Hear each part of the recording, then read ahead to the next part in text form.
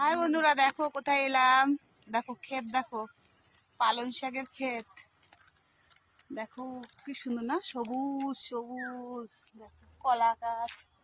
এখানটা জানো তো আগে খুব আসতাম, এখন তো সময় পাই না, আসতেও পারি না।